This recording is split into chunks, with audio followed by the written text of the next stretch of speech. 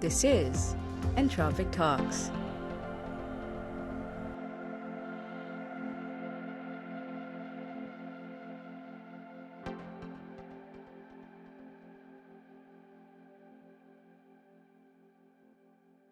I think that is something that I also realized because in my first job when I was there, I used to work a lot, like a lot, you can say. It was, and plus it was a startup. So the culture over there was like very, very fast paced, right? I mean, you're not given one responsibility, given 10 things to do. And they won't be kind of spoon feeding or they won't be holding your hand kind of to guide. So you have to do everything on your own. So that was a very intense culture that I worked in for the first 10 months of my career. Uske baad, I came to Marksell. यहाँ पे the culture was pretty chilled out because it's more of a, you can say it's basically like a corporate working like a startup, but again it's not as hectic as a startup. ऐसा नहीं है कि you will be given a lot of things. So that's the thing. So it became पहला I think I focused on learning first 6-7 months. I focused on intense learning because it was one new channel that I was learning.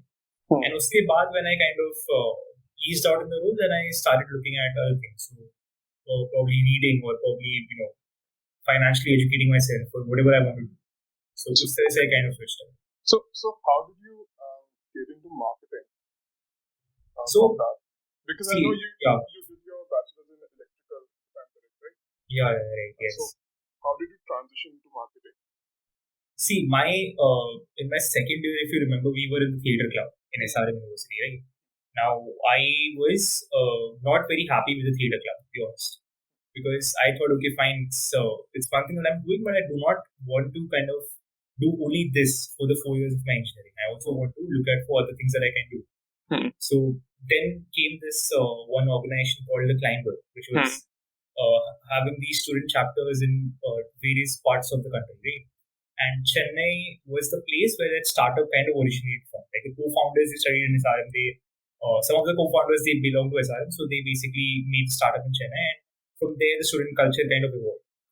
Right. So there was this chapter, and a few of my classmates in electrical branch only were there in this particular thing. So I got in touch with them. They told me that you should actually, come and probably be a part of it. You should kind of give it a try and just see how it is, what it is. So I just filled the form. Okay, there was this application form that had come out, and I had never seen such a, you can say, like for any organization, like we had seen Arush, we had seen Milan in our college fests. They had these, interviews that they used to take place. Probably you can just go and apply, and you can just stand in the line, and then your chance will come to the interview. They'll probably take you, right? So this was a little different. This was like you had to fill like a 3-page Google form application in which you had to write about why do you want to join, what are your skills, okay, what do you think, what does the term passion mean, all that stuff. वहाँ से I basically kind of got selected in that entire thing. And initially, for the first 6 months when I was there, I did sales, right? And it was not sales like just you have to do sales, there is a target or else they'll kind of remove you. It was just like learning. So you have to kind of reach that target, and along with that, you have to event management. So I was in the event management team, and our target was basically sales. And I think, sometimes you realize that you have one good skill in you, that is probably pitching or probably talking to people, right? So I knew that I can talk to people. I knew that I had this, I did not have a stage fear of going ahead and kind of performing or doing anything, but I did not know whether I can pitch an idea to a person.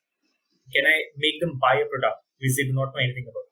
So that was that one skill which I kind of, I would say, kind of, worked on for the next 6 months. I would say I became decent at it, okay?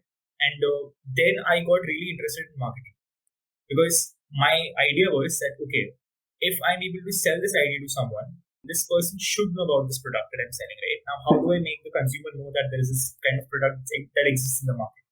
So for that, you need marketing. And when I used to see my other teams, like there were multiple teams in Climb, right? So there was this one team of marketing, and the way they used to kind of do the campaigns, the way they used to do the publicity of the event. So I was like, I want to learn this now. And from there, I kind of stepped into the role of marketing. I then in the next term, the next 6 months, I kind of did sales, I did marketing, event management, all that went side by side. And then I eventually got selected as the vice president marketing for the Climber. And we kind of conducted 2 major events in one was in Hyderabad and one was in Chennai. So virtually, I had to kind of contact the team and work with them. So from there, I kind of got interested. And one more thing that I believe that a lot of students do not do, and I mean, if you're an SRM, I think one of the biggest things you have over there is the library. I think that is like the gold mine. Okay, if you're paying like 8 lakhs for that university, trust me, you're paying 8 lakhs for that library that is there. Because if you're able to read one book 1 month also, right? So you're basically there for 4 years, 48 months you're spending over there, right? If you're able to read even one book, let's say in 1 month, that's good enough for you to kind of settle on whichever stream you want to kind of go. So when I kind of got interested in marketing, now my idea was now I want to educate myself. Now I cannot just go and read a blog and kind of think, okay, I've learned everything. So I started reading books on branding, on advertisement, on what are the 22 laws of advertisement, how does copywriting work. Okay.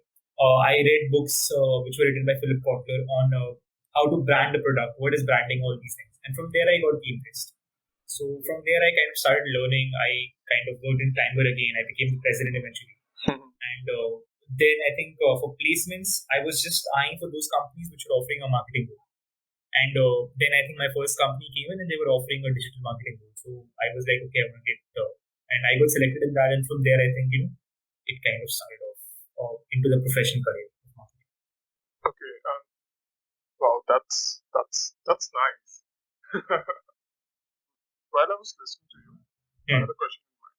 You transition from sales to marketing, correct? So, Yeah. Is there any particular link between sales and marketing? See, sales is a subset of marketing, right? I mean, for example, you might have never seen Elon Musk market Tesla, right? I mean, they don't have any banners, they don't have any ads, but still sales are happening. You see, people are buying Tesla. Then on the other hand, you see that like Coca-Cola, no one is calling you and asking you to buy Coca-Cola. You just see their marketing advertisements, you see their advertisements, and you're like, okay, I want to buy it. So technically, if you see, they both support each other, okay? Because none can exist without the other one. There has to be like a coexistence. Now, if you talk about what is marketing and what is the difference between sales, the difference between the two. See, sales is, so I would say what marketing is first, but it's a subset of marketing. Right? So marketing is the biggest of it. Marketing is about creating a list of potential customers, potential audiences who will eventually buy your product. Okay? And the way you can do that is by creating different touch points where your consumer might be present. So, for example, if let's say I basically take an example, let's say in Delhi, if I go to a specific mall, right, and I want to sell shoes, so that is a good target, basically a good market for me to sell shoes because my audience would come there. Right? But now, if I'm selling something like, let's say, a very random thing, what do you can think of random? Let's say if I want to sell airplanes, I cannot sell airplanes in a mall because I don't think my audience will come there, right? So you have to kind of you have to find those markets where your audiences will be present. Now, in the olden days, like I would say in the ancient days, or not the ancient days, but before the social media came out, the thing was that the audiences were present in physical markets. Like we used to go to, our markets that were there in the cities, and we used to buy products over there. We used to see these big banners. We used to see, these TV advertisements because people were hooked on televisions. All that was there, right? Then when slowly televisions got more prevalent, people having more televisions, we saw these television ads coming.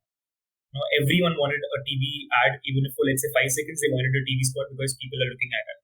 And then when social media came in, now everyone knew that okay, our target audience now has shifted from televisions to mobile phones. They want more personalized experiences. And from there they started creating those marketing ads, Facebook ads, and all these things started coming up. So technically, in one line, it's basically a process of creating a potential customer base, right? Who will buy the product. Now, sales is basically nothing that when you create that potential customer base, it's about closing the customer. It's about now, okay, we have kind of told you what the product is all about. We have sold that story to you. Now it's about you who has to buy the product. Okay, and sometimes it becomes very difficult when the price of that particular thing that you're buying is a lot. So if I have to, let's say, go to Starbucks and buy that one cup of coffee, it'll probably cost me a lot. But branding and the marketing is done so well that I want that cup of coffee.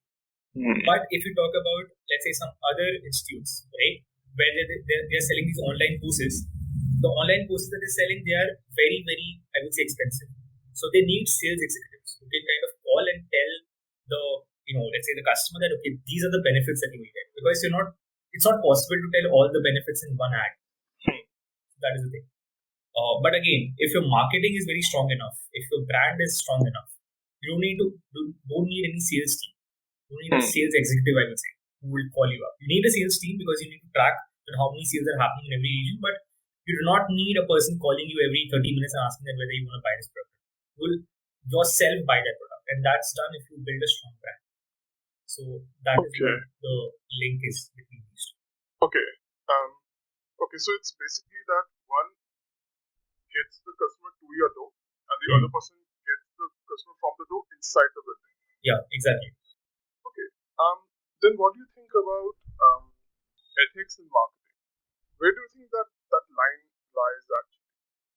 See, if you talk about ethics in marketing, then definitely we have advertisement laws that are there, which are there in every country, right? And I think I've not read about this specifically, but there are specific laws that I'm pretty sure about, that you cannot market something in a specific manner, right? You cannot use derogatory material or any obscene material to kind of market away the product. But when you talk about marketing products that are not good enough, right? And when you buy them, then you realize that okay, this product is not very good. See, the fact is, no one can stop you from selling anything, right? No one can stop you from selling any legal thing, I would say, or anything that is kind of legalized by the government. But you can sell what your skills are. So, for example, today, if I have learned C++, either I can make a free course on YouTube and launch it. By the way, there are hundreds of free courses available right, on C++.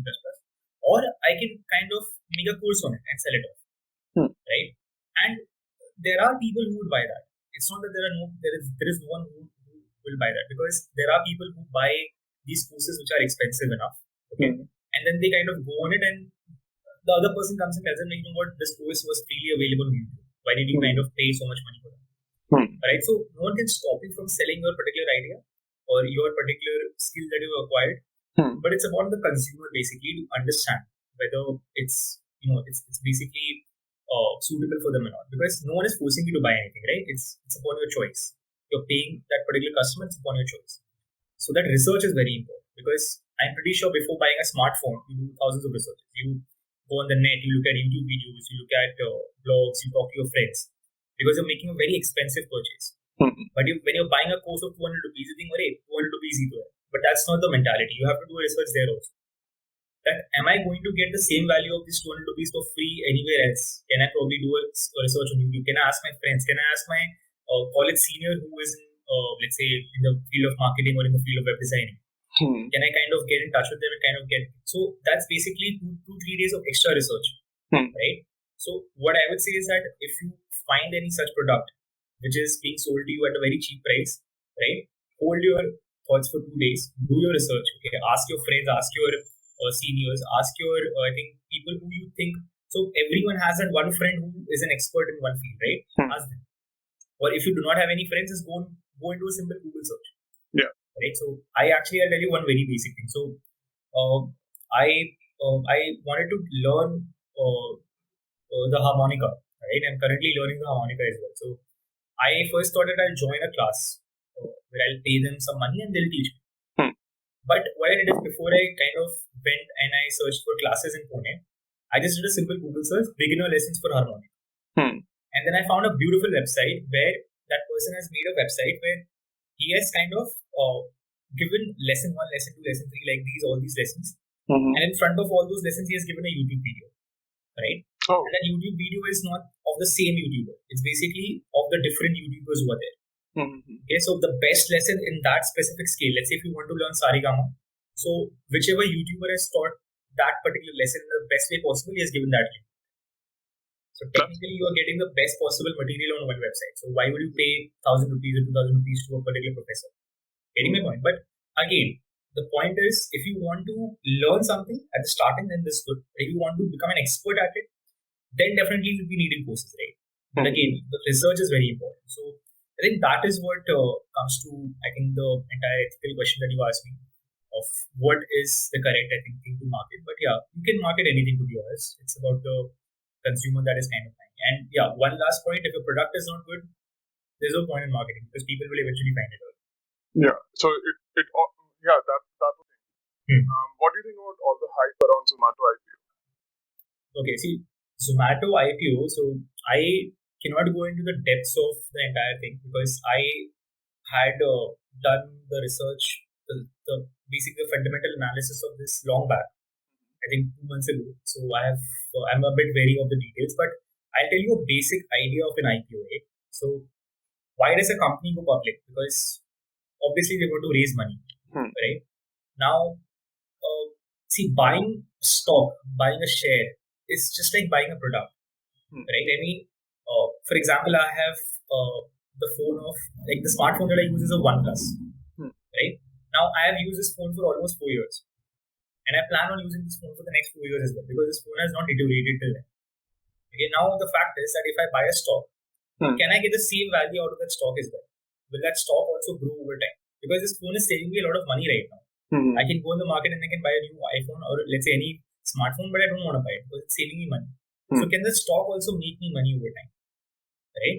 Now, when you want to understand whether the stock can do well or not, you do a fundamental analysis. Now, for those of the people who do not know what fundamental analysis is, you basically look at the basics of the company, right? You basically look at the finances of the company. For example, if I'm owning a business, am I making a profit year on year? Okay. If I'm making a profit, then is my profit increasing? Right? Okay. If my profit is increasing, am I increasing my operations? If my operations are increasing, that's good. But am I increasing my, let's say, you can say, am I increasing the margin on my products? So if I was making, let's say, 10 rupees ka profit before, now I'm selling, let's say, the same quantity, but I'm making a 15 rupees profit, right? So is my product basically being accepted by the market base or not? Am I kind of getting a lot of customers or not, right? And also, how is the competition? All right. And the last factor I would say is, it's not the last factor, but the last thing that I want to say here is that if I'm the business owner, how much trust do I have in my own brand? Right? If let's say I do not trust my product, then who else will? I don't expect XYZ person to trust my product if I only don't trust my product, right? So if you look at Zomato, the fundamentals that I talked about, profit, the growth, the competition, the promoters holding. Promoters holding is nothing but the founder, how much percent stake that they have in the tag. So all these things are not very strong in Zomato's case. So I can say that fundamentally the stock is not very strong enough. Right? But there is a second side to it, which you said, the marketing side of it, right? Now, I would say that the Zomato hype is there only because of marketing. Definitely that's a part of it. But it's also because of one more thing that you might have seen in the past few months, the stock market, which I also learned recently. There is something known as retail investors who have just entered the stock market because the stock market currently is in a bull run, right? It's kind of going up. But if you look at the crypto market, it's on a bearish scale right now. So if I ask any new investor who has just started their investing journey today, that what do you invest in crypto today because it's kind of at a lower price, they would say, no, I don't want to invest because it's going down, right? And I lose my all money. That's the fear that they have. And I think the stock market is this one amazing fairyland where my money will kind of, that it's, Always go. yeah, 25 mein paisa double strategy. So that they have in their mind. So because of this, they kind of are coming and they're buying the products without even understanding that what is the fundamental of that particular thing, right? Exactly. And I mean, exactly. I was saying that even the pandemic has added to it because people are staying at home. They have more money to themselves because they're not going out and spending things. Plus, as people have seen that even after the pandemic hit, the market is on a bullish run. Because usually when any global calamity happens, like in the 2008 market crash, so people expected that it would go down, but it didn't. Yeah. So I guess that was another factor that retail investors are more likely to invest more in the stocks without researching because they just have their money lying around. Yeah, so exactly. So the way it works is basically, if you ask a friend who's into investments, who has been doing this for a long time, they would give you the correct advice. And you know what? It's in a bull market right now, but we never know when the market will crash. Okay? Because if it crashes, it will crash properly because it will be a big crash. Because you see, for the past 10 years, Nifty, that's the index, right, on the National Stock Exchange, has been hitting consistent highs. Right? I mean, when I started learning about investing and stock markets and everything, I was shocked to see that, okay, Nifty is so high. Every day you see that okay, it's touching a new high. Every day you see that all the stocks are touching their 52-week high. So if you talk to a person who is very well known about it, they'll say that you know what, it's in a bull run. You never know when it can crash. So it's not a good idea to put all your money into it. You can definitely do, let's say, you can put some money in some stocks and all that. But what I would say majority of the people would be doing who are just entering this journey is that they would be taking tips from their friends, right? And that friend might have just started their journey probably, let's say, in the March 2020 when the market dipped. And they're like, hey, you know what, I invested 100 rupees, it has become 500 rupees. Now they want to also kind of come to the journey without understanding that how this entire thing works, right? And that kind of creates that pump in the stock market, due to which the valuation kind of increases every day. So that is like I would say a very, a very bad thing, because see, one thing I know that money is coming in the stock market, that's very good. But what will the companies do with so much money? They also have to invest it somewhere, right? I mean, today if I give you, let's say 1 crore rupees to kind of scale up your Entropic talks, you'll be like, okay, what will I do with this 1 crore now? I have no idea. I don't have any plan. I don't have any strategy in place, right? I do not know I don't have employees till now, man. What will I do with this 1 crore? So that's the fact. And when eventually things will kind of start easing out, when they'll see, okay, it's not all, let's say fairy tales and everything, then the market will kind of correct itself. That time, these retail investors and the people who have not done their research will understand that, okay, you know what, it was a bad decision, and that can also create a problem, because that's something that people will start losing money at that point. Okay. So I'm like, either this is my thought. I don't know what goes on around it, but this is my thought process that either the investor isn't aware of all the things that already exist, or they think that this is somewhat different from what already exists. Right. Right. And what I think is that if this already exists, and if it's doing the exact same thing, then why do they have such high valuations? See, basically, if you talk to an investor, like I have not been in the startup ecosystem for a very long time, right? So I do not know a lot about funding. I do not know about what exactly goes into the investor's mindset, but I know what exactly an investor would look if they're investing in a particular brand. Basically, when you talk about any venture capitalist or any person who is putting their money, technically they want their money to be 10, 20x or 30x by the next few years. Right? That's the goal, because they want to make money eventually. Right? No one will be investing in a product because they think, okay, this has the massive impact of changing the world. I mean, I don't think that's I would say, the root goal of any investor. Now, the second thing is that if an investor is investing into something in any startup, okay, I'm pretty sure they would think 10 times before doing that, because there are multiple rounds of talks. There are multiple, let's say, presentations that you have to kind of give. There are a lot of things that kind of goes around if you want to raise the fund, right?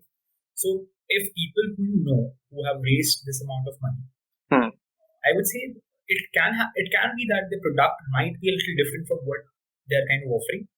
Second thing, it can be that they are kind of creating it for the Indian audiences, right? Just for the Indian ecosystem.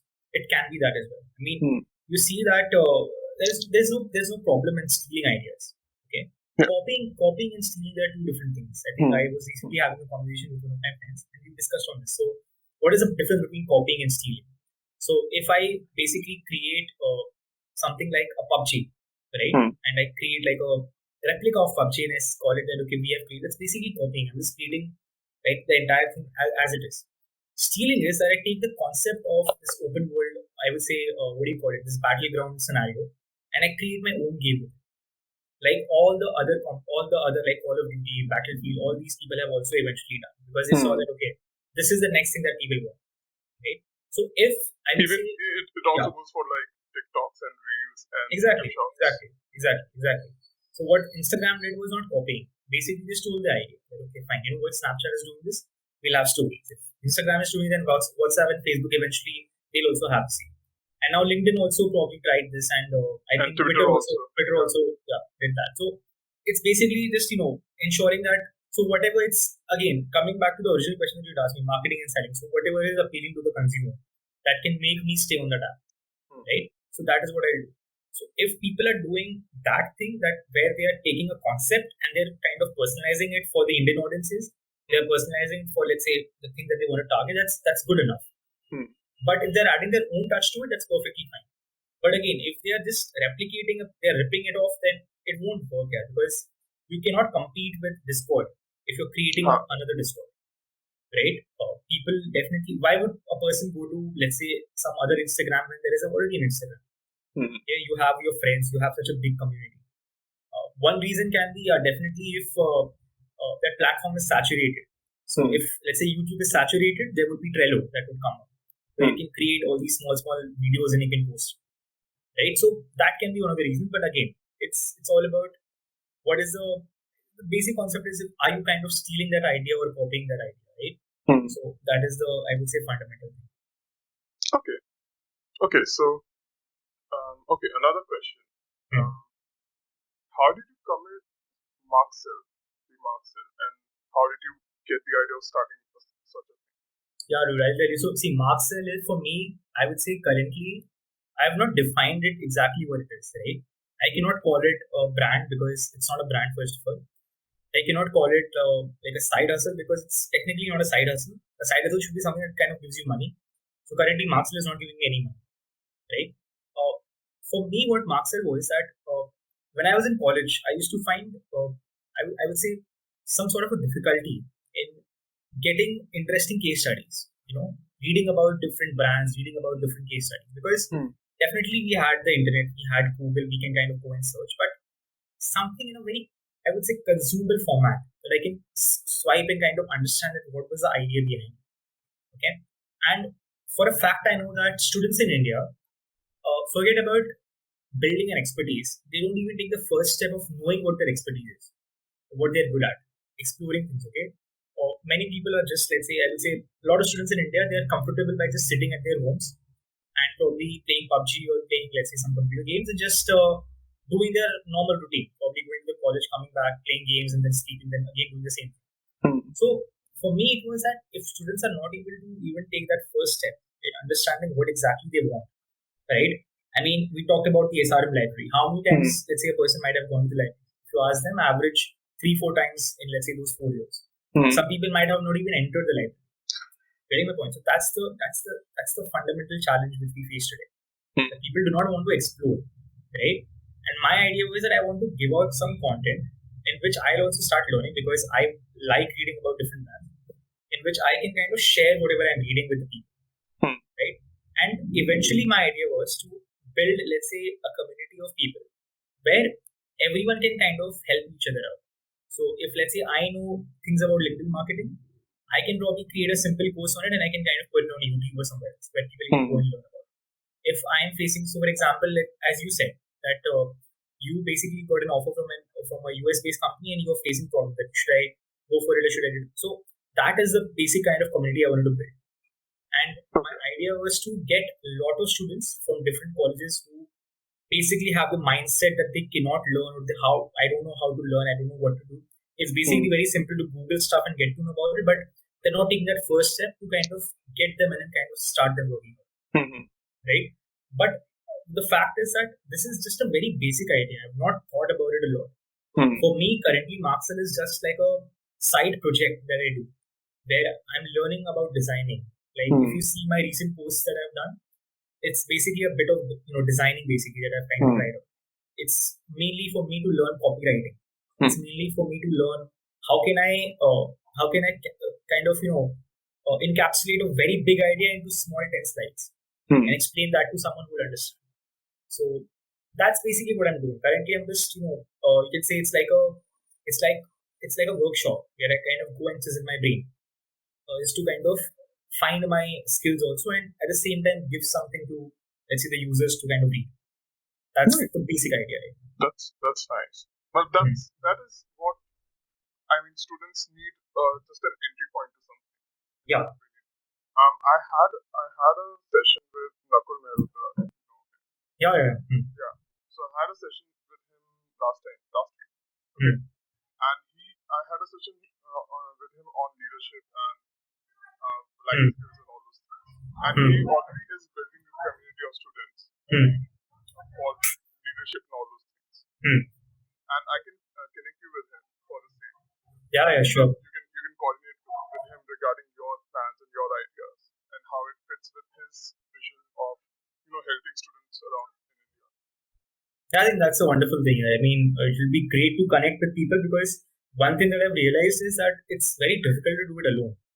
Plus when you have so the job that I'm in right now, it can get demanding sometimes because see, you're working for clients who are paying big tickets, right? And they're paying big money. Now, there has to be some level of perfection that you have to kind of show, some level of, I would say, promptness that you have to show in the work. So sometimes it can get really challenging. And there were days, I think, initially when I started it off, I think in the month of March, when the pandemic hit, I was spending 4-5 hours every day on doing this, right? And then it came to a point where I realized that, okay, I've been stressing myself a lot, like a lot. It became very, very difficult for me to kind of go ahead with this. And eventually, at my current job, it became very hectic as well. I got like a lot of responsibilities, and I understood that, okay, fine, I have to pause this for some time because I cannot do it something half-hearted, right? And then I started it again because I was like, okay, you know what? Let's just make it simple. Let's just post one case study in a week, okay? And let's just not think about going very hard at it. Let's just kind of do it for learning in the beginning, and then slowly we'll kind of gain skills. So the YouTube video, I think that I launched approximately 3 weeks ago. So I had planned to start a YouTube channel in 2018. You can see, Okay. I mean, that was so back in time. And my idea was that I just talk about my life, I do daily blogging and all that stuff. But I did not know how to edit. I did not know how to write a script, all those things. So the first company where I worked at, they kind of taught me, basically we had to make video videos. So they taught me a lot of things over there. I learned a lot of things over there. And then when I wrote the script, my sister was very good at editing. So she helped me out in that. So now my goal is to kind of learn how to kind of create that entire thing. How can I post 1 or 2 videos every week and also learn editing at the same time. So it's just that learning ground that I have right now. Okay, so yeah, if I summarize about what we have talked now, and the basic thing is that you need to learn things. Yeah. Constantly. More than that, it's more than learning. I would say explore things. I mean, so if you know Kunal Shah, I think I was hearing this podcast of him long back. I think in the month of May, I was listening to one of his podcasts. He said that in India, there is no exploring culture. There is no curiosity culture. I mean, people are not curious about things. They're just doing what they're being told to do. So it's like you pass your 10th standard, you go to, you take science, you go to 12th standard, you go to IIT, then you do an MBA from an IIM. And then if you have any life left, you do a, let's say, master's or a PhD from Harvard, and then you can relax. That's the basic goal that we have, right? And then also you won't relax because if you do not get placed at Google or Microsoft or any of the bigger brands that people usually know about in India, then you have not received a job yet. It doesn't matter if that company is a big company in the world, but yeah, if you have not a job, then so that's what we're being told, right? And that's what the thing has been. It's easier for us to say because we come from a background where we've not had to face a lot of hardships. But think about the people who do not have a very basic income to sustain themselves. What will they do? Right? Where will they go? They just have to follow this now. I mean, it's good to kind of see all these big entrepreneurs talk about that hustle 24 hours by and kind of follow your passion, don't follow the norm, but talk to that person who cannot do this, who has to sustain their family. Right? So where will they go? So for them, I just wanted to do something, and I think that's the thing. And I think I would say exploring is more important than just learning things, because if you don't explore, then you won't learn. Yeah. So like you were in sales, explore marketing. I feel like you said in Kunal Shah's podcast, he also said one thing that status is everything for them. So I said that Google, Facebook, and all the FANG companies. So those are the shiny things for Indians. So if you don't have the IITs, IIMs, Google, Facebook, Amazon. So if you don't have those shiny things, then you don't have status in India. And exactly. India is a very status-driven society. Yeah, exactly. So that, I don't know if that will change. It will change, but it will take a long time to change, in my opinion. Because we are accustomed to for independence, right? And I think we're still infatuated by the idea of looking upon uh, things that are a little out of reach, so that we can just show off it to people who are below us. Exactly. Yeah, see, Because that's what happened during the British rule.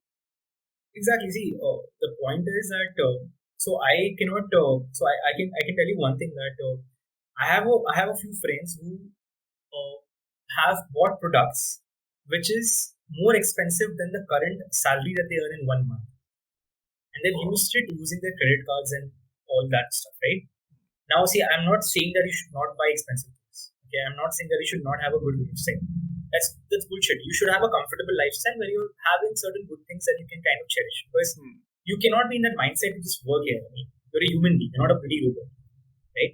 So the fact is that when you talked about the status games thing, there is this one amazing tweet the tweet thread that is there by Naval Ravikant, if you know him. So, yeah. So it basically comes from there. This idea comes from there only, right? That people play status games. They don't play wealth games, right? Because if you play status games, then what will happen is that, hey, you know what? My car is better than yours. So we'll compete with each other. Right? We'll be like, okay, you know what? I want to show off to my community that I have a better car than that person. But if you say that, you know what? We have to make money together. We have to share ideas together. We have to kind of grow together. Then you both will come together. Then it won't be about competing. It will be about supporting each other. But okay, I want to now ensure that we all create wealth together. So in that case, what will happen is that if you have a startup, I have a startup, we will focus on collaborating rather than competing. And that is what is happening in America, where people collaborate things. If you earn 50,000 rupees, let's say in India today, people will be like, "Arey, isko to paisa chahiye," and he's money minded on that. But you know what the mindset should be? How are you earning 50,000 rupees on the side here? Can you tell me also? Okay, if you're doing a side hustle and if you're earning, let's say, 50,000 a month, I want to learn that skill. I want to learn from you. So can you please help me out? Rather than saying that, you know what, you have become money minded here. You're not thinking about your parents. You're not thinking about your life. You're spending too much time on that stuff. So that is the mindset that we have today. It's like crab mentality. Exactly. मैं कोई निकल रहा है, just pull him down. Yeah. तू कैसे ऊपर जा रहा है? Exactly. You're all down here. I mean, Exactly. I had a conversation in my office today about the same area, and I got to the conclusion that people in India have low trust on each other in general. Trust efficient society. Yeah, and because of that, people don't trust other people. People don't trust businesses, and that is one of the main factors that people leave India to go abroad. Because collaboration happens are there because people trust each other more. And secondly, businesses don't perform as well as they perform in other countries because they are still competing with each other rather than collaborating. See, it's partially true that businesses don't perform well over here because currently if you look at the businesses that are there in India right now, they're thriving. I mean, in every sector, if you look at the big companies, they're doing well. I do not know about the small scale and the medium sized companies because I have not done any research or I don't have any facts to back that particular thing. But I would say that culture is there where people are kind of becoming better. But yeah, there is a section of society and there is a section of, let's say, mindsets in our country where we do not want the other person to succeed. Right? So that is the one thing that is holding us back. And yeah, one more thing that you told about the crab mentality thing where you said that people are leaving and they're going outside the nation. Have you used the app Clubhouse? Yes, I have.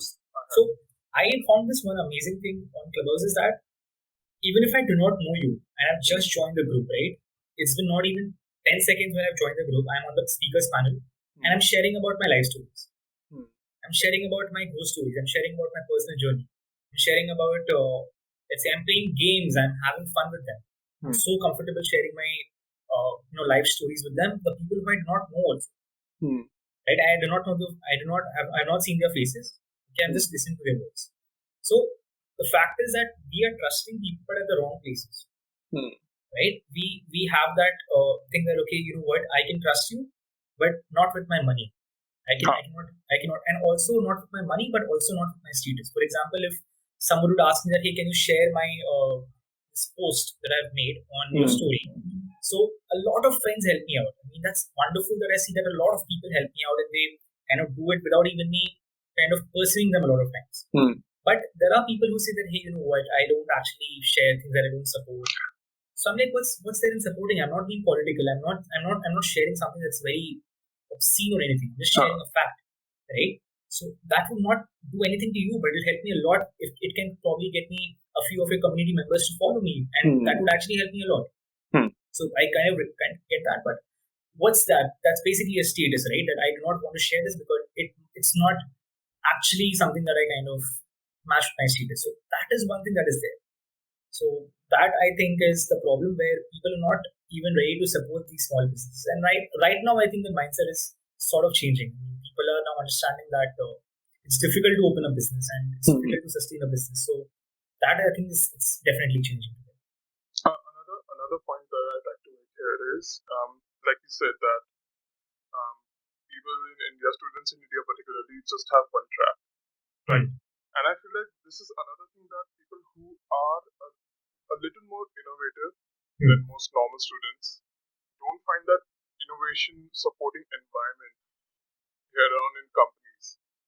And I mean, there are companies that are coming up with these things, but usually they're looked down upon, like, okay, why you're just pushing it right. just stay in your boundaries. Like, you don't need it. So why you're even wasting your time on doing such things? So this is another reason that people try to leave country. Yeah, they are part of the problem as well because it's inconvenient to take care of the environment, right? I mean, if you're eating, let's say, a packet of chips and you're standing, let's say, on a road and you don't find a dustbin, what is convenient to throw the packet of chips over there and just walk away, or just to keep that packet of chips in your pocket and kind of find a dustbin later? Definitely throw it there, right? So it's basically about convenience and not caring about the bigger picture that is there. So that's true, and I don't like the people who complain that kitna pollution hai India mein and all this. Just take a look around you, man. What are you doing in your daily life? What exactly do you do? I mean, are you even planting a tree in 1 year? No. Are you gardening the plants that are there, let's say in your locality or in your garden? No. When you go out, do you use a bicycle? Do you walk? No. Right? I mean, carpooling? No. You don't do all that stuff, and then you're complaining that there is so much pollution. And people say that things don't change with one person's perspective, but you can at least try, right? I mean, no one is telling that you will change the world. One person cannot change the world, definitely. But at least you can start doing it, right? And then you can probably leave the country and say that, you know what, I did my best, but I think it will take some more time, and then it will become better. Hi, I was saying that even if they leave the country at the point, they're just going to complain about the country that they left to. Yeah, some people do. Some people definitely do. And I'll honestly tell you one thing here, right? So I don't see a problem in complaining about a country. I mean, I'll tell you the reason why I'm saying this. See, everyone deserves a basic standard of living, right? Where they deserve good oxygen, good air. They want a good locality. They want a noise-free area where they can live. Everyone deserves better things in life. Now, if you look at the capitalist mindset, that's the capitalist mindset. That I want better things in life, and hence I'll probably go out of the country because it is offering me better things for that same amount of money, right? And I would say the nationalistic, or I would say the patriotic mindset is that no, it's my country, I want to make it better. Both of these things are right at their own places. There's nothing wrong in each other, right? But the fact is that you cannot complain about something if you have not already done it. And in that nationalistic mindset, I would say that you cannot criticize that other people that are leaving the country and they are not helping the country because you're not. I won't say that your country is the best, right, to live in. I mean, there are better things out there. So that's the basic thing I would say. So it's fine if people are going out, right, and even if they're complaining because things are not all good. So that's the thing.